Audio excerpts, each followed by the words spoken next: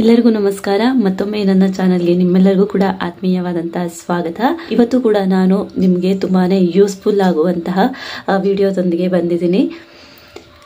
ಇವತ್ತಿನ ವಿಡಿಯೋದಲ್ಲಿ ನಾನು ಪದೇ ಪದೇ ಮೂಗು ಕಟ್ಟುವಂತಹ ಸಮಸ್ಯೆ ಅಥವಾ ಪದೇ ಪದೇ ಥಂಡಿ ಆಗ್ತಾ ಇರುತ್ತಲ್ವಾ, ಥಂಡಿಯಾಗಿ ಮೂಗಿನಿಂದ ಉಸಿರಾಡೋದಕ್ಕೆ ತೊಂದರೆ ಆಗ್ತಾ ಇರುತ್ತೆ, ಮೂಗು ಕಟ್ಟತ್ತೆ. ಇಂತಹ ಸಮಸ್ಯೆಗೆ ನಾವು ಮನೆಯಲ್ಲಿ ಯಾವ ರೀತಿಯಾದಂತಹ ಹೋಮ್ ರೆಮಿಡಿನ ಮಾಡ್ಕೊಬಹುದು ಅಂತ ಈ ವಿಡಿಯೋದಲ್ಲಿ ತಿಳಿಸ್ತಿದ್ದೀನಿ. ವಿಡಿಯೋನ ಕೊನೆ ತನಕ ನೋಡಿ. ಇಷ್ಟ ಆದ್ರೆ ಒಂದು ಲೈಕ್ ಮಾಡಿ, ಹಾಗೇನೆ ನನ್ನ ಚಾನೆಲ್ನ ನೀವಿನ್ನು ಸಬ್ಸ್ಕ್ರೈಬ್ ಮಾಡದೆ ವಿಡಿಯೋ ನೋಡ್ತಾ ಇದ್ರೆ ಪ್ಲೀಸ್ ಸಬ್ಸ್ಕ್ರೈಬ್ ಮಾಡಿಕೊಂಡು ವಿಡಿಯೋ ನೋಡಿ.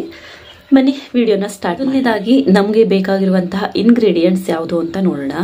1 ಚಮಚ ಶುಂಠಿ ರಸ. ಶುಂಠಿ ರಸನ ಹೇಗೆ ತೆಗಿಬೇಕು, ಶುಂಠಿ ರಸನ ಹೇಗೆ ಮಾಡ್ಕೊಬೇಕು ಅಂತಂದ್ರೆ, ಮೊದಲು ನೀವು ಮಾರ್ಕೆಟಿಂದ ಶುಂಠಿ ತರ್ತೀರ ಅಲ್ವಾ, ಹಸಿದು, ಅದನ್ನ ಚೆನ್ನಾಗಿ ಜಜ್ಜಿ, ಸ್ವಲ್ಪ ನೀರು ಹಾಕಿ ಜಜ್ಜಿ, ಅದರಲ್ಲಿರುವಂತಹ ರಸನ ಒಂದು ಲೋಟಕ್ಕೆ ಹಾಕಿಟ್ಕೊಳ್ಳಿ.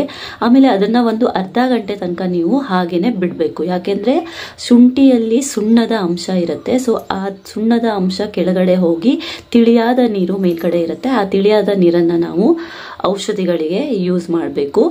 ಈ ರೀತಿಯಾಗಿ ನೀವು ಶುಂಠಿ ರಸನ ರೆಡಿ ಮಾಡಿ ಇಟ್ಕೊಬೇಕು. 1 ಚಮಚ ಶುಂಠಿ ರಸ, ಹಾಗೆ 1 ಚಮಚ ಜೇನುತುಪ್ಪ, 2 ಚಿಟಿಕೆಯಷ್ಟು ಹಿಪ್ಪಲಿ ಪುಡಿ, ಹಾಗೇನೆ 4 ಚಿಟಿಕೆ ಜೇಸ್ಟ್ ಮಧುವಿನ ಪುಡಿ.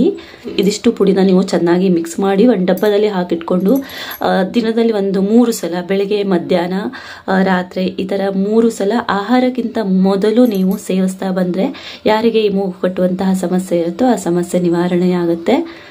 ಔಷಧಿನೂ ಅಷ್ಟೇ, ನೀವು 1 ದಿನ 2 ದಿನ ಮಾಡಿದ್ರೆ ನಿಮಗೆ ರಿಸಲ್ಟ್ ಸಿಗಲ್ಲ. ಕನಿಷ್ಠ ಅಂದ್ರೆ 3 ವಾರ ನೀವು ಕಂಟಿನ್ಯೂ ಮಾಡಬೇಕಾಗತ್ತೆ. ಇದರಿಂದ ನಿಮಗೆ ಮೂಗು ಕಟ್ಟುವಂತಹ ಸಮಸ್ಯೆ ಹೋಗುತ್ತೆ.